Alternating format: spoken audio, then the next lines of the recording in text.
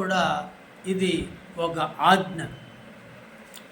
ప్రతి వ్యక్తి 6 దినాలు కష్టపడాలి, 7వ దినాన్న విశ్రమించాలి, ఆరాధించాలి, దేవుని స్తుతించాలి. ఈ దినమున ప్రభువును ఆరాధించడం వలన మిగతా దినములన్నిటిని కూడా ప్రభు దీవెనకరంగా మార్చి ఆశీర్వదిస్తాడు.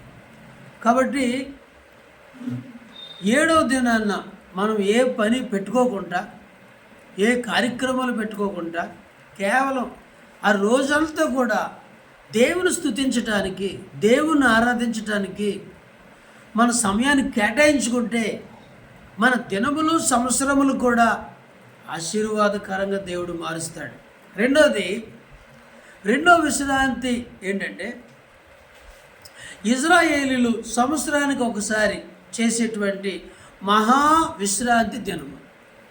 ఈ మహావిశ్రాంతి దినం ఎందుకంటే పశ్చాత్తాపడతానికి, వారి పాపముల గురించి దుఃఖపడి ఏడ్చి కన్నీరు విడిచి యాజకుడు ప్రాయశ్చిత్తం చేస్తాడు.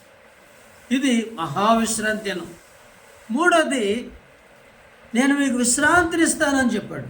ప్రయాసపడి భారం మోసుకొని వచ్చిన సమస్త జనులారా నా ఎద్దకు రండి, నేను మీకు విశ్రాంతినిస్తానని చెప్పాడు.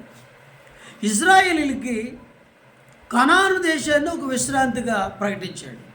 ఇప్పుడు మనకి విశ్రాంతి, హృదయంలో నెమ్మది, శాంతి, సంతోషం, ఆనందం, ఇలాంటి విశ్రాంతిని ఇవ్వటానికి ప్రతి ఒక్కరిని కూడా ఆయన పిలుస్తూ ఉన్నాడు.